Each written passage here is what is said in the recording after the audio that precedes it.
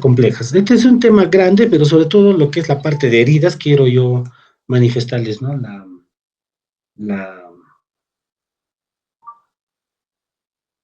la, la presentación. Estoy tratando de resumirles, chicos, y dejarles libres ya para lo que es las cirugías, ya para lo que es el examen. Heridas complejas. Vamos a primero hablar sobre lo que es heridas, principalmente, solamente heridas. Esto de esta posición solamente unas cuantas diapositivas. ¿Ya? Bueno, ya saben ustedes un recuerdo de lo que es la piel, esa es la zona que va a sufrir heridas, ¿no? Todos sus componentes,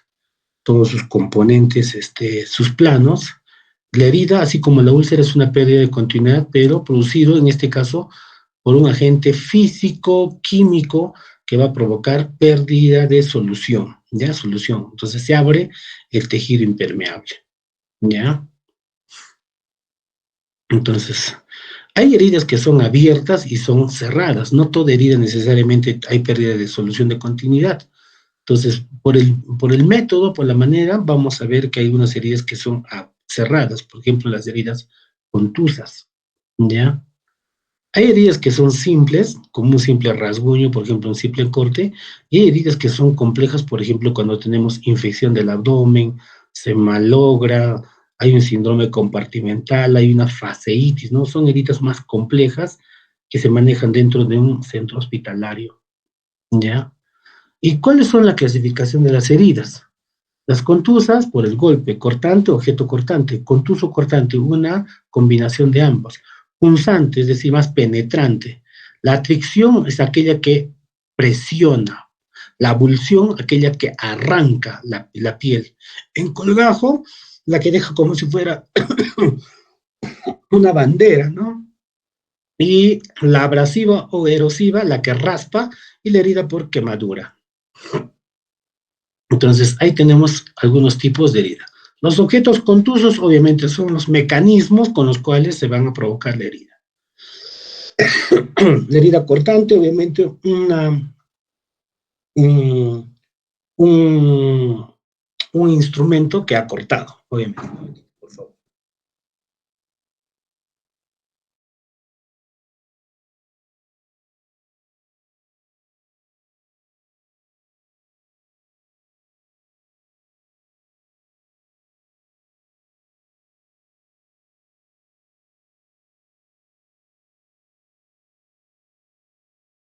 Ya estamos de vuelta. Entonces, la herida cortante, ¿no? El objeto que ha cortado.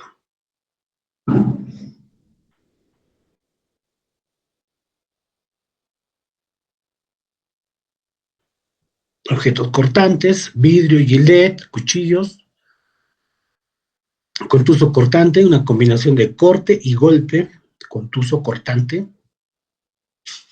Objetos contuso cortantes que golpean y cortan a la vez. Heridas punzantes, más penetración que corte. Afectan tejidos profundos, pero la zona de ingreso es pequeña. Objetos punzantes y la atricción, la presión que destruye y como que se hace un cizallamiento y lesiona una gran extensión de tejidos. La atracción, las causas, obviamente accidentes de tránsito, golpes, aplastamiento, vehículos que han presionado. Abulsión, arrancamiento, destrucción de partes de órganos, gran fuerza cinética, con abundante sangrado. Abulsión, arrancamiento, amputación, máquinas, accidentes. Heridas en colgajo. Estas heridas, por ejemplo, un corte, pero que hace, digamos, como si fuese un filete y los dejan. Eso es lo que llaman heridas en colgajo o heridas en scalp. ¿Ya? Otra vez los objetos cortantes. Heridas de abrasión o de erosión, el raspado. La famosa expresión, ¿no? Me raspé, me raspé. Se pierde superficialmente tejido celular, que diga tejido de piel, pero no se profundiza demasiado. ¿Ok? Heridas de abrasión, parecida a la erosión, pero el raspado es mayor. Líjar, superficies de cortezas de árbol, por ejemplo, en este ejemplo, ahí tienen un rallador. Esas pueden ser heridas de abrasión. Son erosivas, pero más profundas. Y también las heridas por quemaduras que ya hemos hablado en la clase de quemaduras. Ahora, por su mecanismo de acción, cuando uno diagnostica a un paciente que llega a la emergencia, si es que el arma blanca es un arma que corta, ¿no? Arma negra es un arma que utiliza pólvora, que quema y con presión, es el arma de fuego. Entonces, es bueno a veces decir herida por mordedura de can, herida por arma blanca, herida por arma de fuego, herida contuso cortante, herida por agente químico, por quemadura, herida por quemadura, agente térmico, herida por mordedura. Hay que precisar el mecanismo de acción y luego ver la localización donde está la herida. ¿Ok?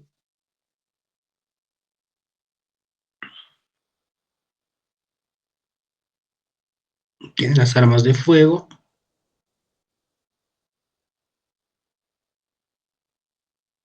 Cuando tenemos heridas por armas de fuego, es importante valorar el orificio de entrada y el orificio de salida.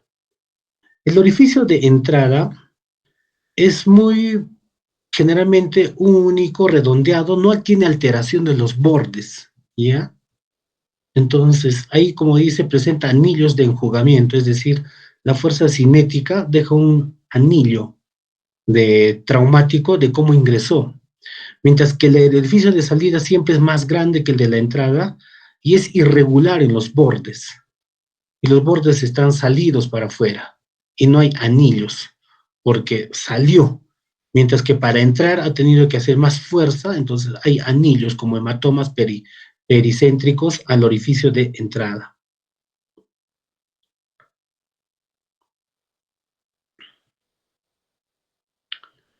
Heridas por mordedura, por ejemplo, aquí tenemos, ¿no? Por mordedura humana o mordedura animal. Para decir un poco, por ejemplo, heridas por mordedura de can, siempre, por lo menos, a la estadística en la selva y rabia urbana no hay mucho, hay veces muere un paciente todo el año, pero en la zona de selva, mordedura por animales, por murciélagos, por ejemplo, hay. Entonces hay que siempre decir de dónde viene, dónde fue mordido. Y si hay sospecha de una zona de rabia, hay que mandar a lo que es zoonosis o saneamiento ambiental para que puedan ser vacunados esos pacientes. ¿Okay? Los agentes químicos, las quemaduras que ustedes ya han visto. Entonces, las heridas también se pueden clasificar por su presencia de contaminación o presencia de bacterias. Cuando la herida es cortante y es limpia, por ejemplo, no va a haber inflamación, por ejemplo, la herida quirúrgica, ¿no? La sutura que se hace en sala de operaciones. Y cierra sin problemas. Siempre decimos, por encima de 6 horas de una exposición de una herida, ya una herida se considera contaminada, ¿no? Entonces, si hay cuerpos extraños, también está contaminado. Si hay presencia de tejidos desvitalizados, y también podemos mencionarlas como contaminadas. Entonces, por ejemplo, cuando se hace una cirugía, una herida limpia contaminada, ¿qué se llama? Al hacer una colecistectomía, pero la vesícula está llena de pus, se convierte una herida en una cirugía limpia y contaminada. Esto pasa en la colecistectomía, en la nefrectomía o en la histerectomía. Entonces, hay que valorar eso, del estado bacteriológico, de la limpieza que presenta las heridas, la contaminación.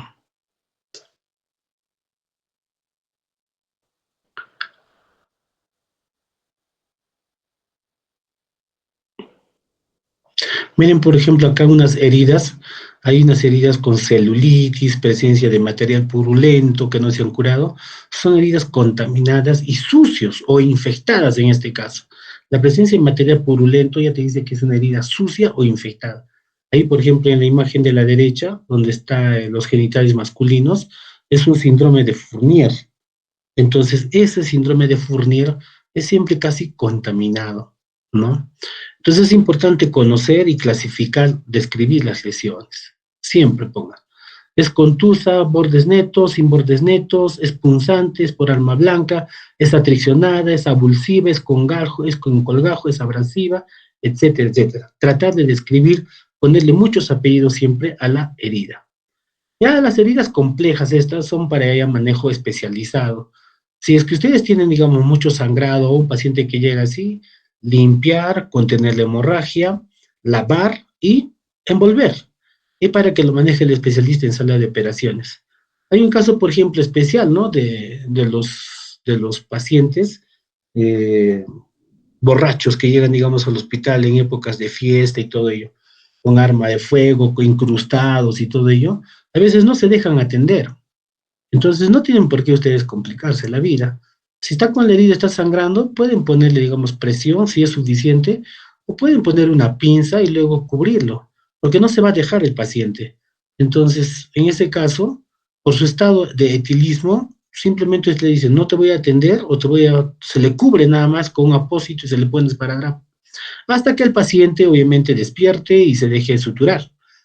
Pero no van a estar peleando ustedes con un paciente que les va a estar insultando, agrediendo, para que ustedes les puedan atender. Entonces, hay que tener un poco de manejo en esos pacientes. Listo. El manejo básico de las heridas, siempre suturarlos y sin tensión. Si no se puede cerrar sin tensión, dejarlo abierto, pero sí contener la hemorragia. Puede ser un punto de hemostático nomás. Ver que tenga el grado de contaminación o no. Si es más de 6 horas, comenzar con antibiótico terapia. Ahora, si las heridas están sucias, jamás cerrarlas. Denle un tiempo de 3, 4, 5 sesiones de curación y hacen un cierre por tercera intención, se llama eso, ¿no? Tercera intención. Lavar, lavar y luego cerrar la herida. Nunca cerrarla con tensión, ¿ya? Valorar, ¿no? Si las heridas están sucias, limpiarlas, si son en el bajo, verificar si tiene vascularidad, si son punzopenetrantes, hasta dónde ha penetrado, si es superficial, lo que ustedes pueden hacer, poner anestesia local, abrir un poco más la herida para ver hasta dónde se penetra. Por ejemplo, en los pacientes que sufren trauma abdominal, se, le puede, se les puede explorar ahí en emergencia, se pone anestesia local en la herida, digamos, por un arma de fuego o arma blanca, y si el dedo no entra, pueden ustedes abrir un poquito más, 1 centímetro más, y tratar de entrar con el dedo si es que la herida pasa el plano aponeurótico o si es que es superficial nada más. Obviamente, si es que el paciente viene exponiendo el intestino y viene exponiendo lo que es el epiplo, no necesita explorar. Se puede limpiar ese epiplo que se está exponiendo, lavarlo un poco, tratar de meterlo, cerrar y hacer los exámenes de hemograma, hemoglobina, ecografía y cerrar en una sala de operaciones, ¿no? La cuestión del tétanos. Los pacientes generalmente tienen sus vacunaciones antitetánicas, ¿no? Según el esquema rutinario de lo que es el programa ampliado de vacunaciones. Hay dos tipos de vacunas, ¿no? La vacunación o la inmunoterapia o la inmunoterapia pasiva y la inmunoterapia activa. Entonces, la inmunoterapia pasiva es lo que les da el gobierno, pero la inmunoterapia activa se puede comprar en algunos establecimientos, lo que es la gamma globulina antitetánica. Es muy importante, sobre todo, aplicar en aquellos pacientes cuando sufren heridas hechas por objetos metálicos contaminados, o sospecha de que se contamina con un objeto que está contaminado con heces de animales. Sucede en gallineros, sucede en talleres, entonces hay que indicarle. ¿Cuánto cuesta una inmunoglobulina antitetánica activa? Más o menos unos 200 soles, es una ampolla de 150 miligramos o 150 unidades y se le aplica. Porque el tétanos va a venir en los 10, 12 días. No aparece mucho, pero cuando aparece, ay mamita, hay que agarrarse porque el hecho de no haber indicado una gamma globulina antitetánica te trae problemas. Y aquí vienen ya heridas más complejas, amputaciones que no vamos a ponerlo en el tema. ¿Alguna pregunta, muchachos, referente a amputaciones o que diga referente a heridas? ¿No tienen ni una pregunta? Todo completo, todo entendido. Doctor, una consulta. ¿Cuál Adelante. cuál sería el manejo adecuado que debemos hacerle a un paciente que ha sufrido una mordedura de un can? A ver, mordedura de can. Primero, paciente con mordedura de can, hay que ver el tipo de la herida. Generalmente hay varios aspectos. Hay mordeduras de can, dos dientes puntiformes. No se debe, ustedes saben que los virus de la rabia, pensando siempre en la rabia, no se debe aplicar alcohol. Nunca una herida por mordedura de can. ¿Qué se debe aplicar? Lavado, suero fisiológico y jabón. Nunca alcohol, porque sabemos que el alcohol fija los virus, mientras que el jabón sí destruye los virus. Su capa lipídica es destruida por el jabón. Eso es lo primero. Segundo, si la herida es cortante y es pequeña, pueden ustedes tomar la decisión solamente de limpiarla y no cerrarla, si es que es pequeña, porque saben que se va a lavar y se va a epitelizar. Pero si la herida es un poco grande, ¿a qué llamamos grande? 1,5 centímetros, 2, 3 centímetros, o son varias heridas, valorar las que son grandes. Las más grandes no hay que cerrarlas por completo, hay que solamente afrontarlas, pegarlas con un punto de afrontamiento, es decir, queda la herida semiabierta. Y al quedar semiabierta, evitas que se exponga más la piel, pero evitas si es que el can, como sabemos que un perro tiene una boca contaminada, vamos a pensar en el caso de que no se ha hecho una buena lavada, un buen lavado y una buena limpieza, vamos a ver de que va a tener la oportunidad de drenar porque la herida no está tan cerrada, ¿ya? Eso es como primer manejo por parte de la herida. Y siempre la sutura de piel, ¿no? Con nylon. Nylon. El nylon es un hilo tenso, fuerte, que va a ayudar a que no se abra nuevamente. La seda negra ya quedó en desuso. ¿Y luego qué se hace? Lo que hay que hacer es reportar la herida por mordedura de can. Al paciente hay que preguntarle, decirle, ¿el perro que te ha mordido es perro conocido o es perro desconocido? Generalmente son perros desconocidos. Cuando el perro es conocido, el programa de zoonosis de saneamiento ambiental puede identificar a ese perro y puede decir si ese perro ha sido o no vacunado. En el caso que ha sido vacunado, entonces hay más tranquilidad para el paciente, tanto para el paciente como para el dueño del perro y obviamente para el programa de saneamiento ambiental, porque no hay riesgo, ¿no?, de que tenga rabia porque es un perro vacunado. En el caso de que el perro es desconocido y el paciente dice, no conozco, estaba en una zona caminando y me mordió uno, dos perros y no conozco de quién será, entonces también hay que reportar la dirección donde ha sufrido el paciente la mordedura de perro. Entonces se le dice en qué zona es, anotar la dirección, zona tal, barrio tal, calle tal, etcétera, etcétera. El tipo de perro que le mordió, perro de qué raza, qué tamaño, etcétera. Si fueron uno, si fueron dos. ¿Para qué? Esos datos, sobre todo zoonosis, le va a pedir. Y le va a decir en esta zona, por ejemplo, en una zona alejada que no lograron vacunar ellos, les va a decir, hay sospecha de rabia. Entonces van a comenzar con el esquema de vacunación antirrábica. Y si es una zona conocida, un perro desconocido, pero una zona donde no hay rabia, a pesar de ser desconocido y es una herida que está alejada de lo que es cabeza, cara, y es pequeño, no van a vacunarlo. Pero digamos, el paciente sufre heridas en cara, es decir, cerca a la zona del encéfalo, ¿no?, que es más peligroso por el tránsito de los virus, van a comenzar con la vacunación. Si la herida es grande, van a comenzar con la vacunación. Entonces no corren riesgos.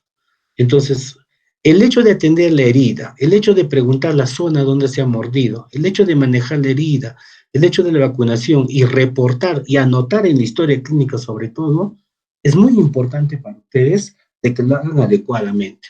Si no lo hacen así, van a decir pues que no ha habido una buena evaluación del médico y no ha habido una falta de derivación ajustada y ordenada de lo que es una mordedura de cão. Esos aspectos principalmente mordedura de cão. ¿Ok?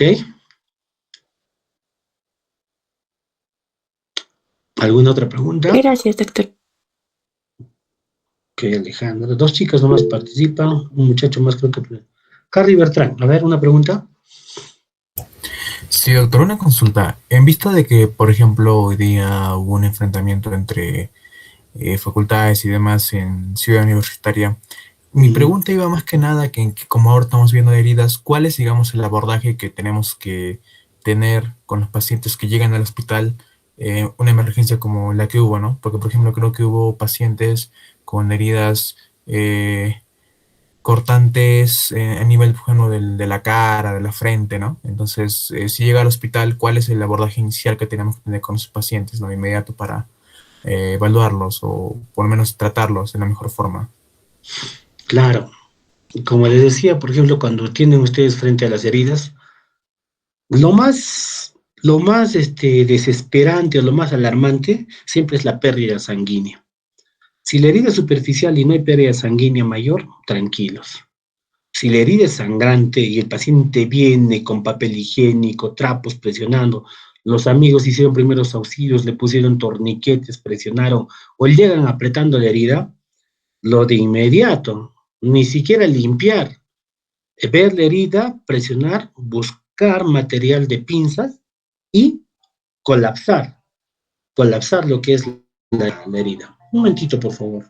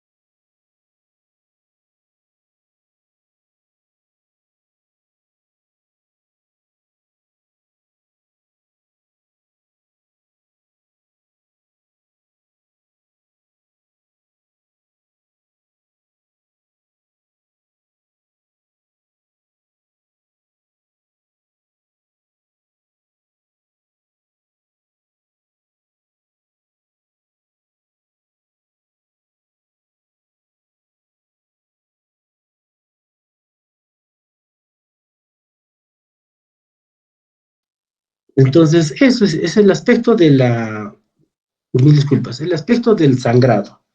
Una vez que se controla el sangrado, como es una emergencia, vino de menos 6 horas, asumimos que no es una herida contaminada. Y si vemos si es superficial, comenzamos con la sutura. Si es cortante, si es contuso, la clasificamos. Muy bien.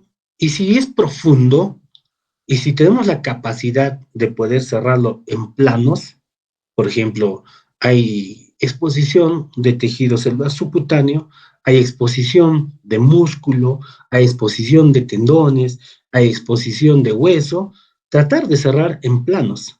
Si es que hay exposición de tendones, generalmente hay que derivarlos a traumatología para que tal la deposición de operaciones hagan una reparación. Si se puede reparar el músculo, la fascia en emergencia y ven que no hay compromiso mayor de tendones, se puede hacer también una reparación de músculo, se puede hacer una reparación de fascia. Todo, sobre todo, eligiendo el tipo de suturas, ¿no? Suturas reabsorbibles para los planos profundos, en este caso el Vicryl, que es lo más bueno, más saludable, mucho mejor que el Catwood, y termina la piel con el nylon. Si digamos es una herida grande en colgajo, esto por ejemplo no les indiqué a ustedes, si es que es en colgajo, cierren esa bandera, cierren, pero dejen un dren. Y a veces no van a tener un dren en emergencia. Si ustedes tienen, digamos, si son médicos precavidos, andan ustedes con sus hilos, con sus ampollas, con sus jeringas, con sus hilos, les repito nuevamente, con sus bisturíes, con sus jeringas, con sus anestésicos locales. Y si tienen drenes, en buena hora. Pero si no hay un dren, no pueden fabricar un dren de un guante estéril, cortar un dedo, hacerlo tipo laminar, lavarlo y colocarlo. Pero si una herida en colgajo no se ha puesto dren, lo más seguro es que se va a contaminar. Y al contaminarse, van a abrir otra vez y más es más difícil el cierre. La primera atención, como les dije, siempre cuenta más para poder hacer un buen cierre de herida. Eso sería, por ejemplo, una herida. Siempre valorar. Ahora, si la herida, digamos, sospechan que es una herida compleja, ¿a qué llamamos herida compleja? Aquella que pasa la aponeurosis, aquella que compromete cavidades, aquella que, digamos, hay aparte de herida, compromete otros órganos, puede haber, por ejemplo, un hemotórax, puede haber un neumotórax, puede haber un trauma abdominal cerrado, puede haber un trauma abdominal abierto, puede comprometerse un cizallamiento, una lesión de músculos, tendones, puede haber una fractura de huesos, son heridas complejas. Todos estamos hablando de cuadros agudos. Y si hay sospecha de eso, hay que ahondar con los exámenes correspondientes. Para las heridas donde se sospecha fracturas, los rayos X. Para las heridas donde se sospecha traumatismo de cavidades, la ecografía y la hemoglobina y su reevaluación. El paciente ya se queda en observación, su reevaluación. Y obviamente el diagnóstico principal de ingreso, hay que poner herida, contuso, cortante. Se pone como diagnóstico en tal sitio, ¿no? Superficial o profunda. De cuántos centímetros, describirlas de cuántos centímetros y en qué zona anatómica, ¿ya? Entonces, en la historia, en el relato cronológico, paciente refiere que fue agredido, poner en grescas, en actividades durante, digamos, en la universidad, en una toma de local, hay que ponerlo. ¿Por qué? Porque eso requiere, la historia clínica indica mucho del mecanismo y la forma en qué circunstancias se ha realizado. Para cuestiones de seguro, para cuestiones de coberturas, es importante anotar. Y a veces inclusive el paciente dice, no me agredió tal persona. El nombre quizás no dice agredido por tal persona o con quienes vienen acompañando. Tratar de anotar los detalles con los cuales vienen. ¿Ya? Dice Ernie. ¿Alguien más quería, antes de Mara, creo que Michelle? A ver, Mara, dinos una pregunta.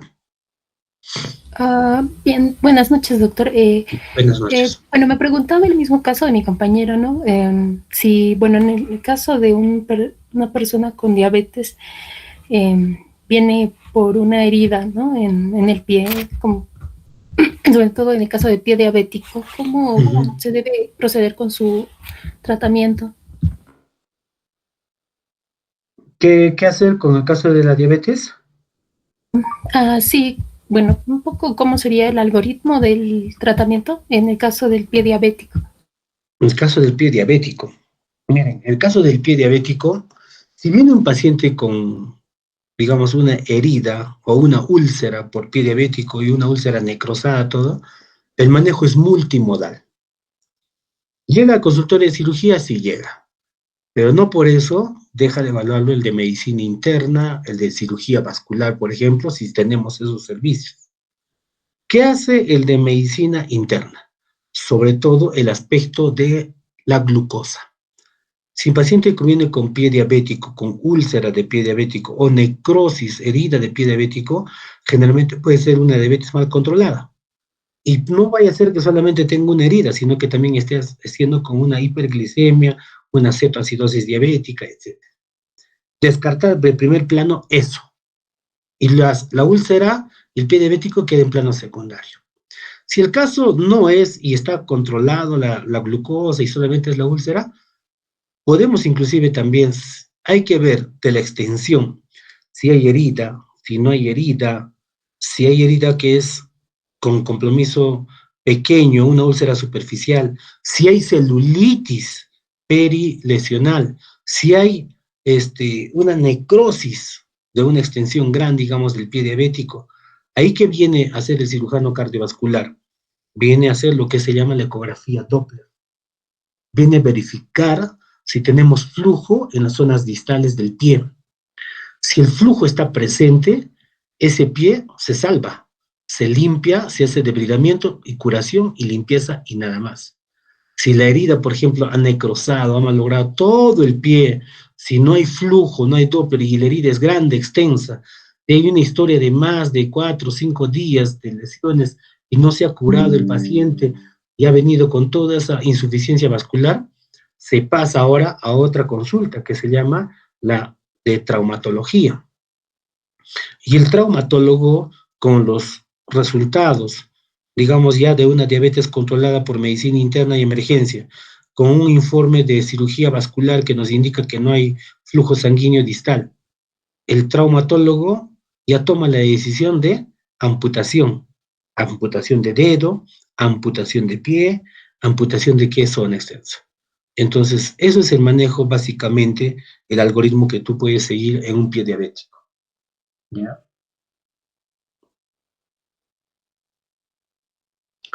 ¿Alguna otra pregunta? Y vamos con el último tema.